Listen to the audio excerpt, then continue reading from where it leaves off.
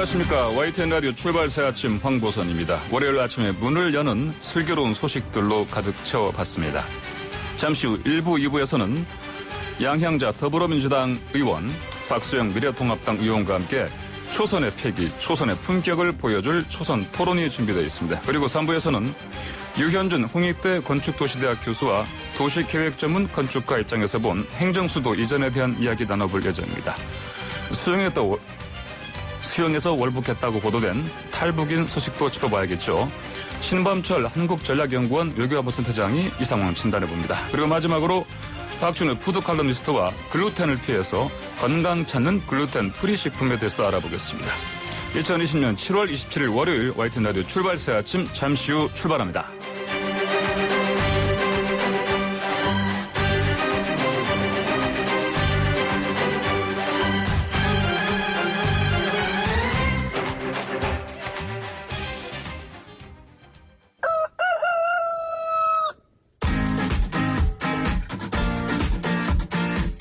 어디서든 꼭 끼어들 수 있는 오늘의 뉴스 꼭 끼워. 매일 어디서든 꼭 끼어들 수 있는 오늘의 뉴스를 골라서 정리해주는 시간입니다. 박철민 뉴스캐스터와 함께하겠습니다. 안녕하십니까? 안녕하세요. 박철민입니다. 네, 첫 번째 소식 뭡니까? 네, 더불어민주당 당권 주자들 핵심어는 위기입니다. 위기? 네. 어제 강원도 춘천에서 더불어민주당 당대표 후보 합동연설회가 있었습니다. 네. 이 자리에서 이낙연, 김부겸, 박주민 후보는 한 목소리로 문재인 정부와 집권 여당의 위기를 강조했습니다. 먼저 이낙연 후보는 검증된 리더십을 강조했고요. 김부겸 후보는 정권 재창출 적임자이다. 네. 박주민 후보는 젊은 지도자를 앞세웠습니다. 네, 알겠습니다. 당의 위기라는 것을 강조한 것은 요즘 당의 지지율을 보면 알 수 있는 대목인데 네. 각 후보들 어떤 이야기를 주로 했습니까? 네, 먼저 이낙연 후보는 위기에는 위기의 리더십이 필요하다라고 강조했습니다. 국가의 위기를 전면에 내세우면서 대세론을 부각한 건데요. 국무총리 시절 자연재해나 감염병에 대처한 경험과 코로나19 국난 극복위원장 이력도 언급하면서 검증된 지도자다라는 점을 호소했습니다. 김부겸 후보는 민주당의 위기에 더 집중했습니다. 김 후보는 우리 당의 지지율이 떨어지고 있다. 내년 4월 재보궐선거에는 서울, 부산 다 이룰 수도 있다라면서 태풍이 몰려오는데 선장이 나 이제 내릴게 라고 하면 되겠나라고 이낙연 후보를 우회적으로 비판했습니다. 네. 박주민 후보는 전환, 젊음 이런 키워드를 내걸었는데요. 박 후보는 위기 극복을 위한 전환의 시대에 서 있다면서 국민 속으로 들어가는 정당을 만드는 일에 젊음이 약점이 되는가, 연륜만이 정답인가라고 반문했습니다. 민주당은 다음 달 29일 전당대회를 앞두고 앞으로 전국을 8차례 돌며 합동연설회를 이어갈 예정입니다. 자, 두 번째 소식은 탈북인의 네. 월북 소식이죠? 맞습니다. 예. 오늘 심층적으로 좀 더 다루겠지만 예. 간략하게 이해를 돕기 위해 설명드리겠습니다.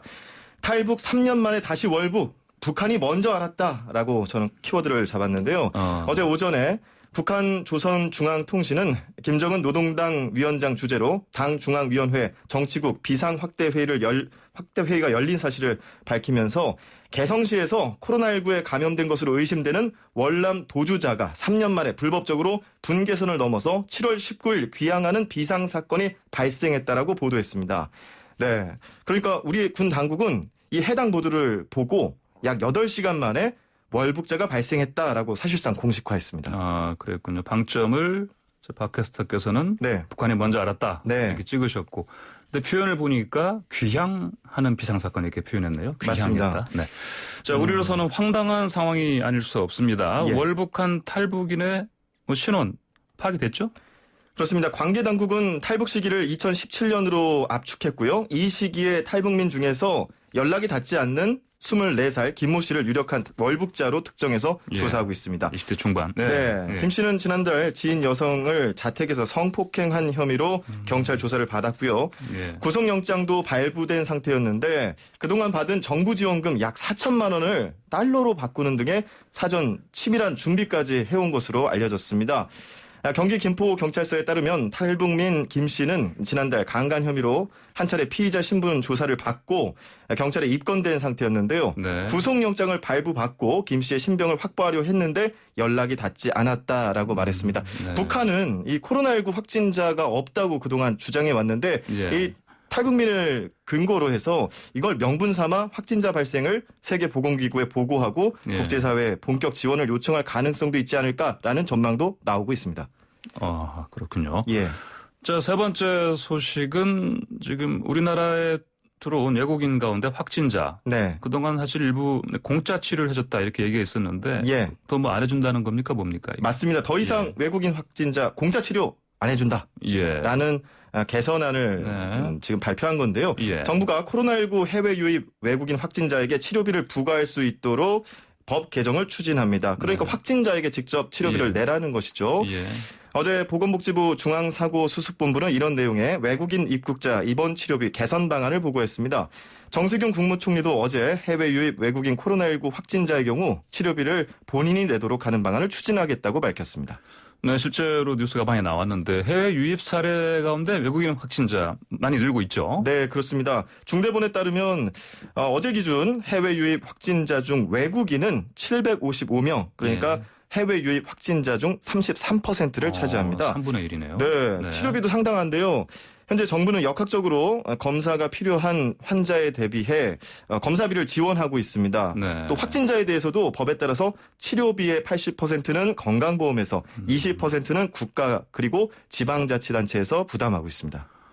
정부가 부담하는 치료비가 상당했겠는데 뭐 한 사례를 보면은 이번 달에 부산의료원에서 코로나19 치료를 받고 퇴원한 러시아 선원 20명에 네. 대한 치료비가 평균 1인당 800만 원. 800만 원이요. 네, 그러니까 이게 800만 원이니까 추산하면 부산에서 치료를 받은 예. 러시아 선원만 해도 누적 치료비가 6억 2,400만 원으로 추산되는 겁니다. 아유, 큰 돈인데요. 6억이 예. 넘으면. 자, 다음 소식 보죠. 검언 유착 관련 뭐 또 예. 소식이 하나 들어와 있네요. 그렇습니다. 이른바 검언 유착 의혹 사건과 관련해서 검찰이 이동재 전 채널A 기자의 휴대전화와 노트북을 압수수색한 게 위법해서 취소해야 한다는 판단을 내렸습니다.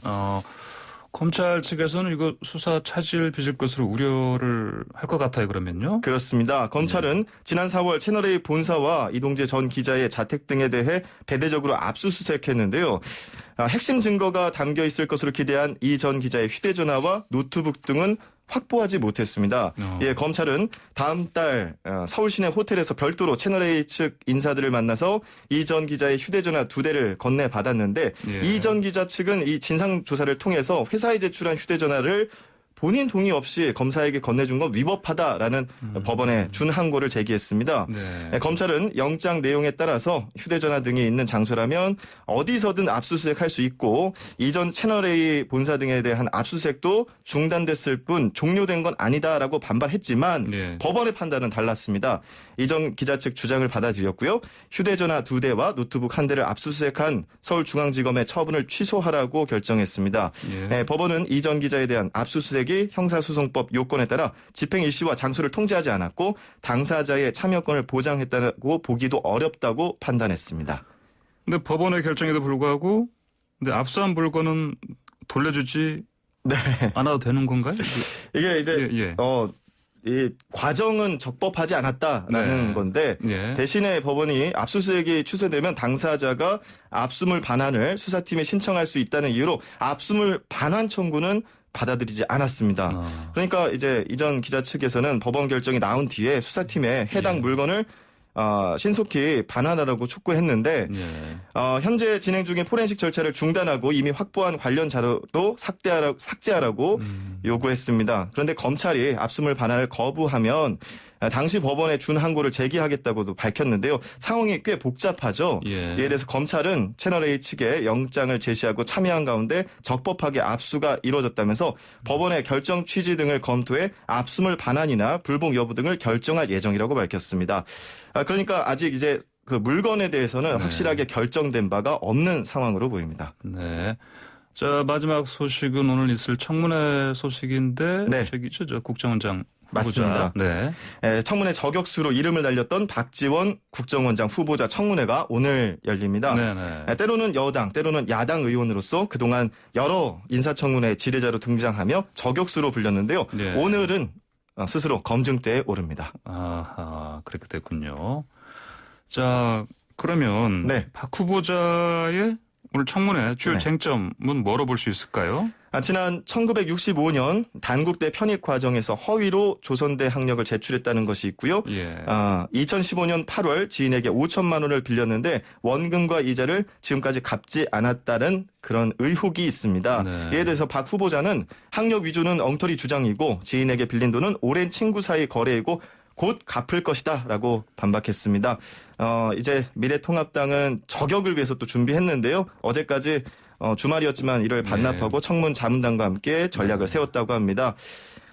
유일한 증인이었던 박 후보자 지인까지 건강을 이유로 출석을 거부하면서 인사청문회가 깜깜이 인사청문회가 되겠다. 뭐 이런 주장도 나오고 있는데요. 네. 지난 3일 내정 직후에 SNS 활동을 중단하기도 한 박 후보자가 청문회를 앞두고 최근 돌연 글을 올렸습니다. 또 그 배경을 두고 말이 많은데요. 예. 직접 글을 쓰지는 않았고 3년 전 자신이 했던 특강 전문을 올렸는데 과거 다른 후보들의 인사청문회 때 흠결이 있었는데도 국가 대개혁을 위해서 자신은 통과시켜주자는 주장했다. 뭐 이런 네. 내용을 담고 있습니다. 네, 이를 두고서 청문회를 앞두고 맹공격하는 야당에게 하고 싶은 말을 간접적으로 전하지 않았나 싶습니다. 그렇군요. 자, YTN은 오늘 오전 10시부터 시작하는 박지원 국정원장 후보자 인사청문회 일부를 생중계할 예정입니다. 청취자 여러분의 관심 바랍니다. 자, 박철민 뉴스캐스터 수고하셨습니다. 네, 고맙습니다. 네, 지금까지 박철민 뉴스캐스터였습니다.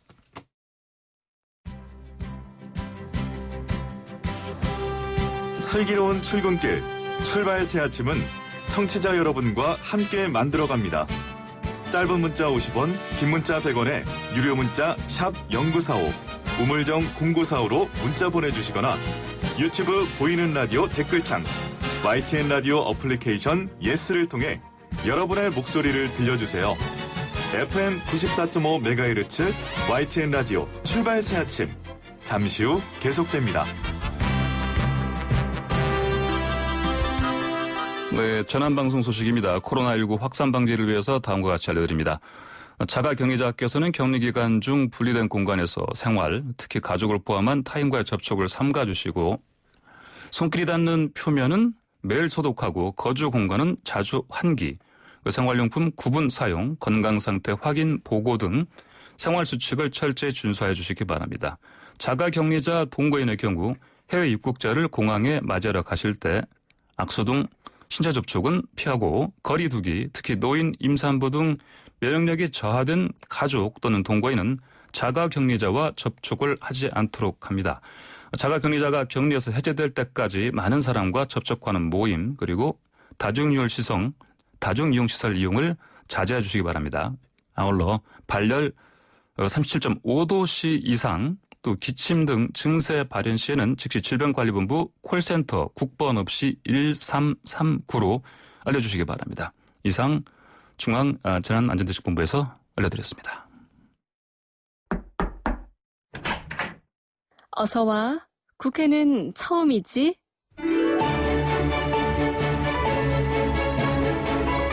순수와 패기의 눈으로 바라본 정치 이슈, 여의도 초선 토론.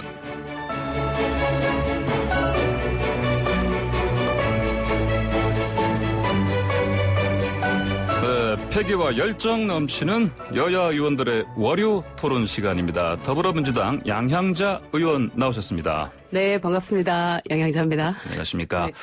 자, 미래통합당의 박수영 의원 함께 하십니다. 안녕하세요. 박수영입니다. 자, 본격적인 토론 시작하기 앞서서 양향자 의원님 축하 인사를 드리는 게 맞을 것 같아요. 더불어민주당 최고위원 예선 경선 통과하시면서 사실상 당선 확정된 거 아닙니까? 축하드립니다. 네, 당선 확정됐더라도 아직 남아 있습니다. 제가 5위 안에 꼭 들어가야 됩니다. 그래서 더 열심히 해야 되는데 당선 이렇게 말씀하시면 안 찍는다는 말씀입니다. 그래요? 그래서 더 열심히 하라고 말씀해 주셔야 됩니다. 네. 특히 또 제가 만약에 순위 밖에 있다가 이제 당원 당규상 5위 안에 안 들면 이제 바꾸게 돼 있어요. 그래요. 그런 식으로 들어가면 이 땅의 그 이 땅의 절반인 여성들에게 제가 할 말이 없어집니다. 이거 생방송에서 제 발언 취소할 수도 없고. 네, 그래서 더 열심히 하겠습니다. 네. 자, 더불어민주당 전당대회가 한 달 앞으로 다가왔습니다. 박주민 의원이 카세하면서 당대표는 이제 3파전으로 치러지는데 우선 양 의원님. 네. 혹시 놀랄만한 반전 같은 게 있을까요? 저는 깜짝 놀랄 반전은 아직까지는 네. 물음표고 대신 이제 흥행표는 흥행은 느낌표가 된 것 같습니다. 흥행 느낌표. 근데 박주민 후보가 가세하면서 좀 역동성은 부여됐다고 보여지고요. 근데 제가 이제 주말 사이에 토요일날 제주, 어제 강원도를 다녔습니다. 그런데 굉장히 합동 연설에서도 뜨거워졌습니다. 이게 반응들이 굉장히 뜨거워졌고 또 이제 아직 반전이 있을지 모르겠지만 적어도 매기 효과는 하실 것 같다. 매기 효과. 근데 매기 효과를 초선인 아마 제가 더 하고 있지 않나 이런 생각이 듭니다. 초선인 양 의원님 그리고 막판에 가세한 박주민 의원. 두 마리 매기. 자, 알겠습니다.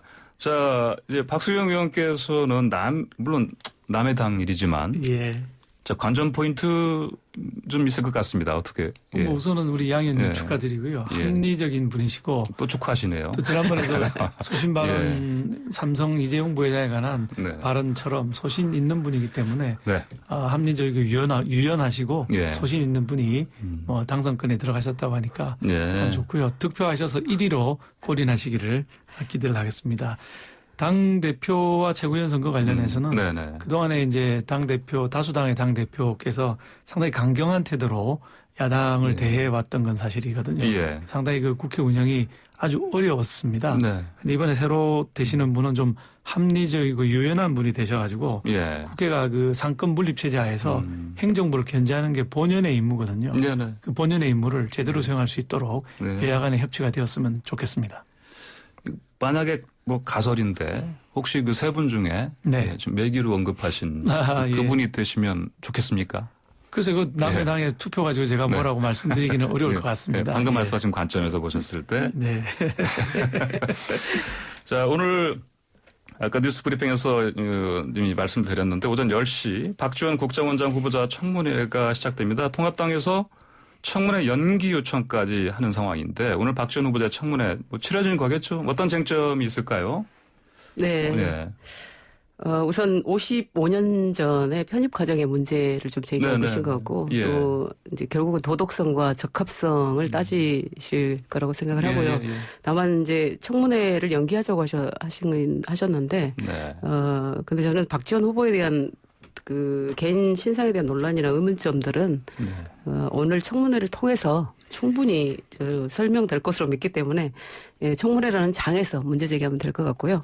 또 남북 문제에 있어서는 김대중, 노무현, 박근혜, 이명박, 문재인 대통령 5분의 대통령이 지나오는 동안에 박지원 후보자만큼 경험과 해박함 그리고 전문성을 쌓은 분은 없다는 것은 아마 야당에서도 잘 알고 계실 것 같습니다. 그래서 남북 평화를 위해서 20년이 넘게 이제 헌신하셨는데 여야를 막론하고 정말 이런 분이 없다라고 생각이 되고요. 또 전문성과 진전성을 모두 갖춘 분이라고 생각되기 때문에 저는 오늘 정상적으로 청문회가 열리길 바라고 또 아시다시피 문재인 대통령과 또 박지원 후보자의 정치적 관계가 좀 복잡합니다. 그럼에도 불구하고 대통령께서는 대승적 의미에서 지금 후보자로 지금 지명을 이제 후보자로 나오신 거고 이제 박지원 후보자가 통일부 장관을 해야지 왜 국정원장이냐 이제 이런 말씀들이 있어요. 네, 박정희 대통령 당시 7.4 남북 공동 성명을 주도한 것도 당시에 아시겠지만 이우락 전 중정부장이셨어요. 그래서 정보를 가지고 북과 소통하고 협상을 하는 것은 정보부 수장이 분명히 더 이로운 점이 있을 것이고 또 무엇보다 이런 부분에 강점을 지닌 게 박지원 후보자라는 것은 야당이 잘 알고 계실 것이라고 봅니다. 잘 부탁드립니다. 그러니까 양 의원께서는 전문성과 진전성 갖춘 분이다. 이분이. 그러니 국정원장으로 적임자다. 이렇게 말씀하셨고요. 그럼 우리 박 의원께서는 어떻게? 저희가 연기 신청을 했는데 그럼에도 불구하고 여당이 절대 다수이다 보니까 청문회는 진행될 거라고 보고요. 청문 경과 보고서도 역시 다수당이다 보니까 투표를 하게 되면 우리가 어차피 네. 3분의 1밖에 안 소수 야당입니다. 예. 진행이 될 걸로 봅니다만 왜 연기를 요청했느냐. 이 부분은 우리 시청자 여러분들, 정치자 여러분들께서 아셔야 될 것 같다. 예. 저희가 증인 요청을 10명을 했습니다. 예. 한 명도 안 나오시는 거예요. 그다음에 자료 요구를 했는데 인사청문회법상 48시간 전에 자료를 줘야 두꺼운 자료가 오면 분석을 해볼 수 있을 텐데 자료를 안 내셨거든요. 자료도 없고 증인도 없고 그리고 청문회는 하자 그러고 이게 정상적인 청문회가 아닌 것이죠. 그래서 저희가 연기 요청을 했던 것이고요. 아마 청문회 진행이 되면 여러 가지 쟁점들이 제기될 거라고 생각은 합니다. 네, 아무래도 이제 그 연기 요청하셨지만 뭐 열릴 수밖에 없는 상황이고 그럼에도 불구하고 요청하신 증인 요청 10명 가운데 1명도 나오지 않는 그런 상황. 그다음에 자료 요청하시는데 자료 요청이 48시간 전에 줘야 되는데 안 줘가지고요. 네, 아무래도 청문회를 잘 진행하기에는 여러 가지로 뭐 부실한 상황이죠. 제대로 밝히기가 어렵다. 깜깜이 청문회 이렇게 될 것 같습니다. 볼 수밖에 없다. 알겠습니다. 자, 다음으로 이인영 통일부 장관 후보자의 인사청문회는 통합당 태영호 의원이 사상 전향을 요구하면서 후폭풍이 과석이 일었어요. 근데 자, 사상 검증 이른바 이것만 남고 정책 검증은 사라졌다는 평가가 큰데 남북미 정세 인식이라든지 전망을 더 깊게 파고드는 청문회를 만들었어야 하지 않을까 이런 비판들이 좀 있습니다. 어떻게들 보십니까? 양 의원께서. 저는 우선 태영호 의원님이 왜 이런 말씀하시는지 정말 안타깝고요. 대한민국 국민과 또 대한민국 헌법은 우리 태영호 의원님을 굉장히 반겼고 심지어 국회 일원으로 또 선출이 되신 분입니다. 지금 남북 관계가 쉽지 않은 상황이라는 것은 모두가 아는 사실인데요. 이번 통일부와 국정원장 조각은 또 이것을 돌파하겠다는 그 대통령의 강한 의지라고 보여지고요. 인사청문회에서 장관의 자질을 검증한다는 건 정책적 전문성은 물론 또 개인적 자질의 부합성도 중요한데 태영호 의원이 보여준 그 행태는 저는 색깔론으로 보기에도 정말 그 부끄러운 수준의 막말이다 이렇게 말씀드리고 또 이인영 의원은 이미 4번이나 국민의 선택을 받은 국회의원이고요. 또 이건 이인영을 찍은 국민을 모두 주사파라고 주장하는 것이라고 봅니다. 이것은 이제 태영호 의원을 북한 간첩이라고 주장하는 것 수준의 막말이고 또 태영호 의원을 선택한 유권자 모두를 간첩으로 주장하는 수준의 용기가 있어야 가능한 일이다. 저는 이렇게 보고 있고요. 인청하라고 했더니 그 인청장을 50 시절 남영동 대공 분실로 만들어서 그것도 국민의 선택을 4번이나 받은 선출직 국회의원을 대상하는 점에서는 저는 매우 부적절했다. 그래서 태영호 의원께서 북한 출신이라는 어떤 강박관념이 있으신 건 아닌가. 그럴 필요 없다라고 좀 말씀드리고 싶습니다. 태영호 의원 발언은 색깔론을 넘어서 막말 수준이었다. 이렇게 좀 보시는 거고. 그럼 박수 의원께서는 우리 양양자 의원님 평소와는 달리 아주 강하게 말씀을 하시네요.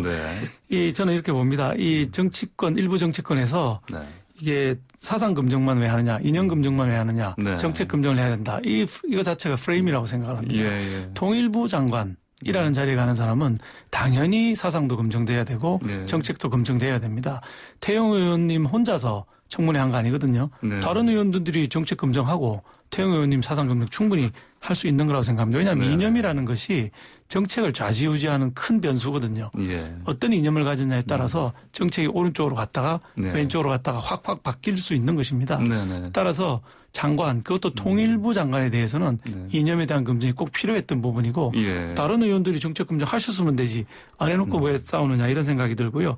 특히 이인영 장관 같은 경우는 장관 후보자 같은 경우는 주최사장을 김일성 주최사장을 신봉한다고 알려진 전대협의 1기 의장을 했거든요. 그러면 그 의장하던 시절하고 지금하고 생각이 얼마나 바뀌었는지 어떤 생각을 갖고 있는지 우리가 봐야 될 거 아닙니까? 그리고 이게 무슨 색깔론 공방을 벌이는데 색깔론이라는 이유로 통일부 장관이나 국정원장 같은 중요한 직위에 가는 사람에 대해서 이념에 대한 검증을 하지 말자. 이렇게 하는 거는 우리 이념이나 사상을 무장해제하자는 얘기지. 그 검증할 부분은 분명히 해야 된다. 이게 뭐 국토부 장관도 아니거든요. 통일부 장관입니다. 당연히 필요한 부분이었다고 생각합니다. 그 당시 보니까 여당 의원들도 사실은 말씀하신 맥락에서는 동의를 하지만 아무래도 그때 태영호 의원의 어떤 그 질문에서 표현을 가지고 이제 좀 과도했다 이렇게 봤던 걸로 좀 그러니까 정책 질문을 끌어갔으면 되는 거거든요. 그런데 정책 질문보다는 소위 젊은 사람들 얘기하는 쉴드 치는 그런 질문들로 계속 나가니까 정말 그렇게 흘러가는 형태가 된 것이죠. 그러니까 어떤 분은 사상 검증을 하고 어떤 분은 정책 검증을 하고 이게 그래서 위원회가 있는 것이거든요. 그러니까 역할의 분담이 필요했던 부분이라고 생각합니다. 네, 알겠습니다. 자, 미래통합당이 반대했지만 이인영 통일부 장관 후보자에 대한 국회 인사청문 경과 보고서가 채택됐습니다. 결국 그러면 박지원 국정원장 후보자도 통과될 가능성 높은 것으로 우리가 봐야 될까요? 그렇죠. 아무래도 절대 다수당이고요. 우리가 3분의 1밖에 안 되기 때문에 통과는 될 거라고 보는데 통과가 되면 이게 이제 뭐 통일부 장관이라든지 추미애 장관 탄핵안과 똑같이 표대결에서 이제 통과가 되는 형태거든요. 이렇게 되면 전투에서는 이기지만 전쟁에서는 지는 결과가 나올 것이다. 즉 청문회 통과는 시키지만 많은 국민들이 보고 있기 때문에 힘의 논리로 밀어붙이게 되면 결국 전쟁에서는 지는 결과가 초래될 것이다. 이렇게 보고 있습니다. 네, 통과는 하겠지만 전투에서는 이기되 전쟁에서는 지는 그런 부분이 될 것이다. 그런 모습이 될 것이다. 이렇게 평가를 하시고 양자 의원께서는 어떻게? 야당도 동의하시겠지만 지금 정말 그 남북 관계가 어려운 시기인 만큼 또 이 사안만큼은 진심으로 좀 함께 동의해 주셨으면 좋겠다라고 말씀드리고요. 또 이미 수십 년간 같이 겪어온 동료 의원들이고 또 직접 옆에서 봐온 선배 동료 후배 정치인들이 이인영 박지원 후보자입니다. 능력도 역량도 또 책임감도 또 인품도 야당 의원님들께서 아마 가장 잘 알고 계실 거라고 생각하고요. 근데 그 문재인 정부 들어서 유독 그 청문 보고서 채택 불발이 많은 것은 인사의 부적절성보다는 저는 야당의 유별난 발목 잡기가 좀 정말 유별나지 않나 이렇게 보고 있고요. 참여정부의 3명, 이명박 정부의 17명, 또 박근혜 정부의 10명인데 현재 정부는 임기 2년이 남았는데 보고서 채택 불발이 23명입니다. 우리나라가 그만큼 인재가 없다는 것은 아닐 텐데 야당이 좀 많이 무리하고 있지 않으신가라고 국민들께서 보실 것 같습니다. 언론 또한 대통령께서 임명 강행한다고 하지만 지금까지 임명된 장관들 보면 거의 모두 제 역할을 훌륭하게 수행해 오셨으니 이번에도 결과로 보여주실 것으로 저는 믿습니다. 보고서 채택 불발 23건 거론하시면서 이번에도 야당이 또 유별난 발목 잡기 하는 거 아니냐 이런 걱정하셨는데 그럼에도 불구하고 뭐 당이 통과될 거로 좀 보시는 거고요. 통과가 되고 임명을 하실 거라고 믿고 있습니다. 그런데 조국 사태에서 우리가 본 것처럼 갖은 비리와 부패의 백화점인데도 그거를 강행해서 임명을 하시는 이런 모양 때문에 23명이나 된 것이지 아무 문제도 없는 사람을 우리가 억지로 발목 잡고 그러진 않았던 걸로 제가 기억합니다. 보고서 채택 불발 23명은 뭐 아무래도 비리가 많았던 그런 부분 때문에 그랬다 그렇습니다. 이렇게 보시는 거고. 근데 우리가 정말 그 진심을 담아서 보면 도덕성과 적합성에서 채택을 안 할 만큼 큰 흠결인가는 다시 한번 생각을 해야 될 것 같습니다. 여기까지 듣겠습니다. 자, 광고 듣고 잠시 후에 행정수도 이전과 관련한 얘기를 자세히 나눠보겠습니다. YTN 라디오 출발새 아침 1부 순서는 여기서 마치고 있죠. 황보선은 양양자 더불어민주당 의원 박수영 미래통합당 의원과 함께 잠시 후 2부로 돌아오겠습니다. YTN 뉴스 FM 출발새 아침 오늘은 더불어민주당 양양자 의원 미래통합당 박수현 의원과 함께하고 있습니다. 자, 행정수도 이전 문제가 뜨겁습니다. 여전히 더불어민주당 이해찬 대표는 행정수도 이전을 위한 헌법 개정을 공식 언급하기도 했고요. 민주당은 이미 야당들을 상대로 행정수도 이전 특위를 제안한 상태입니다. 행정수도 이전 문제. 자, 정치권에서는 어떻게 풀어야 할지 두 분 의견 들어보겠습니다. 이번에는 우리 박수현 의원께서 먼저. 행정수도 이전이라고 하는 것은 사실 국가적으로 굉장히 큰 문제입니다. 이게 불쑥 여당의 원내대표가 발언을 해서 시작이 됐는데 그렇게 뜬금없이 시작할 문제는 아니라고 생각을 합니다. 적어도 이 정도 문제 같으면은 대통령께서 언급을 하시고 또 국민적인 합의가 선행이 돼야지 추진할 수 있는 일이 아닌가 생각하는데 내용, 방법, 시기 전부 맞지 않았던 측면이 있는 거라고 생각이 듭니다. 네. 게다가 뭐 헌재의 위헌 결정이 있었는데 불구하고 네. 그건 뭐 금방 뒤집을 수 있다. 이런 발언을 원내대표께서 하셨는데 네. 좀 부적절한 발언이 아니었나 싶고요. 지금 사실 그거보다 제일 중요한 문제는 네. 수도 이전의 문제보다 대한민국이 지금 처한 상황이 매우 어렵거든요. 예. 경제가 위기고요. 네. 북핵 문제도 있고 코로나도 있고 외교도 지금 어려운 데다가 뭐 청년들 일자리 그다음에 광역단체장 부산 가서 우리 연달아 성추행으로 낙마를 하고 극단적 선택도 한 번도 있지 않습니까? 이런 당면한 문제들에 대한 해결을 국민들이 바라고 있을 텐데 이 문제는 묻어두고 다른 걸로 덮고 가자는 방식으로 가서는 수도 이전이 성공할 수가 없을 거라고 생각을 합니다. 네, 이번에 원내대표가 이제 완전한 이른바 행정수도 이전 이제 이 의제를 들고 나왔을 때 이제 이 부분이 이제 불쑥 나왔다. 뭐 때 방법 시기가 적절치 않다. 최소한 대통령이 국민의 동의를 얻어서 발표하는 게 맞다 이렇게 말씀하셨고 당면 과제들 뭐 경제 위기라든지 뭐 여러 가지인데 그런 것들부터 먼저 지금 해결이 된 상황이다 이렇게 지금 말씀해 주셨습니다. 양자 의원께서는 어떻게 보십니까? 다 아시겠지만 행정수도 이전은 그 참여정부 시절부터 역점을 두고 진행해온 민주당의 수건 사업 중에 수건입니다. 그 방금 말씀하셨던 것처럼 야당 일각에서는 부동산을 덮으려고 거대한 정책 이슈를 들고 온 것 아니냐는 뭐 타이밍의 문제를 거론하시는데 전혀 그렇지 않습니다. 그 행정수도 이전은 국토의 균형 발전이라고 하는 측면에서 반드시 필요하고요. 지방 분권 강화를 위해서도 꼭 되어야 된다고 봅니다. 우리 박수현 의원님도 부산에 뭔가 발전을 위해서 국제금융기관이라든지 뭔가 기관이 이전되기를 바라고 계실 것 같고 저도 광주이기 때문에 그렇습니다. 또 이 때문에 이미 대통령께서 2018년 3월 지방분권 개헌을 발표하신 바 있지만 그 당시에도 또 야당의 발목 잡으면서 진행되지 못한 것이고요. 부동산 이슈를 덮으려고 한다. 이건 말도 안 되는 것이 현재 부동산에 대해서 많은 국민들께서 관심을 갖고 계시는데 덮으려고 해도 덮어지지 않습니다. 네. 저는 그래서 또한 뭐 개헌이 필요하냐 마냐는 좀 저는 이제 부수적인 문제라고 보고요. 또 세종시는 인프라가 우선 제일 잘 갖춰진 도시기 때문에 청와대하고 또 국회 건물만 또 우선 뭐 이렇게 빠르게 진행할 수 있다라는 측면에서 저는 굉장히 논의가 시작되어야 된다라고 생각을 합니다.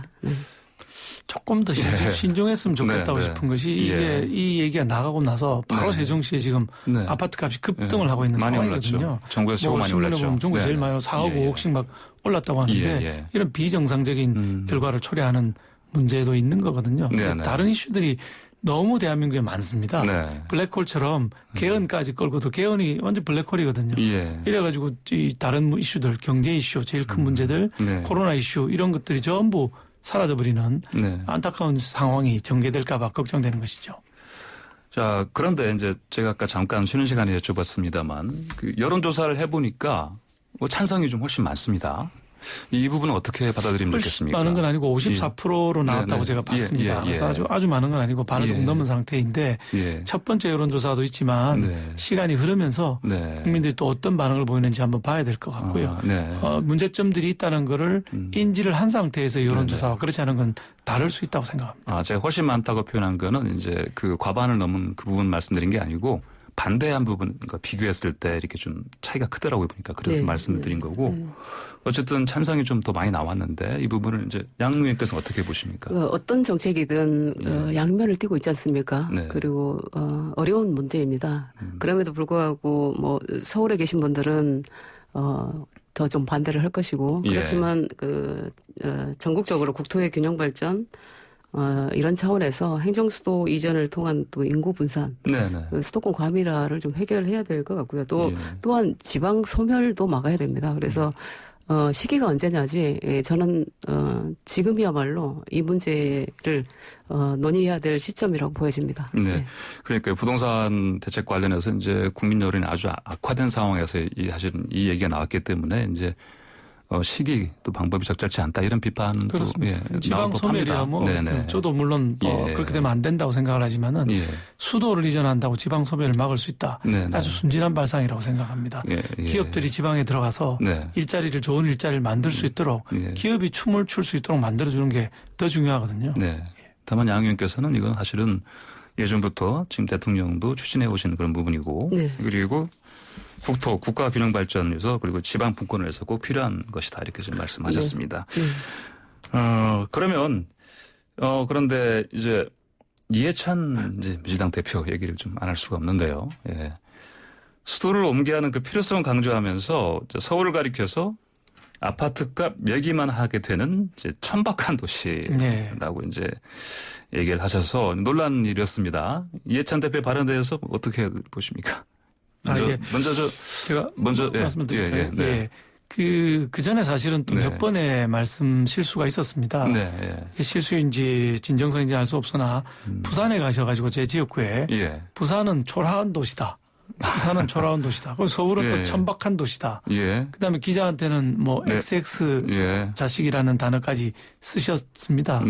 이런 그 말씀들이 정치 전체에 대한 혐오를 자극하는 게 아닌가, 조장하는 게 아닌가 이런 생각이 들 정도로 정치의 품격을 좀 찾는 적절한 단어와 적절한 수위를 유지해 주셨으면 좋겠습니다. 다행인 것은 이제 대표 임기가 다 끝나가시고 차기 대표단이 이제 선거 과정에 있는데 정말 좋은 합리적인 분이 나오셔서 정치의 품격을 높이고 여야 간 협치를 좀 진행할 수 있었으면 좋겠습니다. 이해찬 대표의 발언은 정치 혐오를 일으키는 그런 신중지 못한 발언이었다. 이렇게 좀 말씀해 주셨습니다. 양 의원께서는 그 이해찬 대표님께서 그 강하게 좀 말씀하시긴 했지만 우리가 좀 자세히 이게 진위를 보면 좀 왜곡되었다라는 측면도 인정하시죠. 진위를 좀 봐야 된다. 네네. 발언은 강했지만 지금 박수현 의원님께서 말씀하신 것처럼 서울은 천박한 도시다 이렇게 말씀하시지 않았어요. 그렇게 보이는 것에 대한 염려고 걱정을 말씀한 것이고. 또 도시를 그 집값 등의 재산 가치로만 매길 수밖에 없는 우리의 안타까움을 이제 말씀하셨는데, 저는 이제 야당이 또 이해찬 대표의 발언을 지역 감정을 조장하는 막말로 몰아가는데, 이 발언 하나만 잘라서 또 지역 감정으로 몰아가는 것은 그 자체가 또 지역 감정을 유발하는 거라고 생각을 하고요. 지역 감정 조장 발언이라고 말하면, 제가 이제 광주 출신이니까 또 김순재 의원 또 김진태 전 의원, 김순재 전 의원, 김진태 전 의원님 또 이종매 전 의원님처럼 그 5.18 왜곡을 폄훼하는 그런 말씀들이 더 문제라고 생각을 하고요. 사실은 더 이제 그 단어의 적절성에 대해서는 제가 뭐라고 드릴 말씀은 없지만 그래도 그 진위를 자꾸 왜곡해서 이렇게 말씀하시는 것은 아니라고 봅니다. 양 의원께서는 이제 그 이해찬 대표의 발언의 요지는 서울이 천박하다 이런 게 아니고 도시가 집값으로만 평가되는 이런 행태가 뭐 천박하다 이렇게 좀 보시는 걸로. 자, 근데 지금 미래통합당 내부에서도 사실은 이 행정수도 이전하는 부분을 이렇게 찬성하는 듯한 그런 반응도 좀 있었던 게 사실입니다. 정당 내부의 의견이 다양하면 좋은 거죠. 다양한 의견이 모여 있다가 이제 하나의 의견으로 모아지면 되는 것이죠. 아예 뭐 다른 의견 못 나오게 막는 것보다는 낫다고 생각합니다.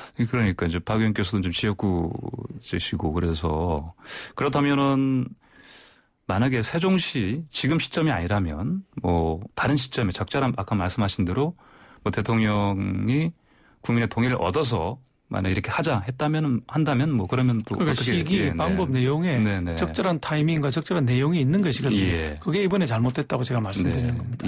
그럼 앞으로 어떤 식으로 좀 됐으면 좋겠습니까? 앞으로 하려면 대통령께서 정식으로 제안을 하시고 서울시장 선거가 당장 있으니 거기 공약으로 내걸고 시민들의 평가도 한번 받아보고 국민들 여론도 들어보는 게 필요하다고 생각합니다. 알겠습니다. 양 의원께서 뭐 같은 어떤 의견이 있습니까? 아까도 말씀드렸지만 이 문제가 하루아침 하루아침에 나온 문제가 아니기 때문에 정말 참여정부 시절부터 얼마나 수건 사업이었습니까? 그때 제대로 됐더라면 지금처럼 이렇게 집값 문제가 대두되지도 않았을 거라고 생각을 합니다. 말씀하신 것처럼 시기, 방법, 모든 것을 논의해서 지금이라도 저는 진행이 돼야 된다고 봅니다. 네, 알겠습니다. 그 일반 시민들이 물론 이제 부동산 대책 관련해서 이제 비판이 많은데 지금 부동산 그 중개업 하시는 분들도 시위를 한 걸로 제가 들었습니다. 이게 이제 뭐 이런 것 어떻게 지금 보셨는지 또 그렇다면 이제 부동산 대책이 좀 계속 나오고 있는데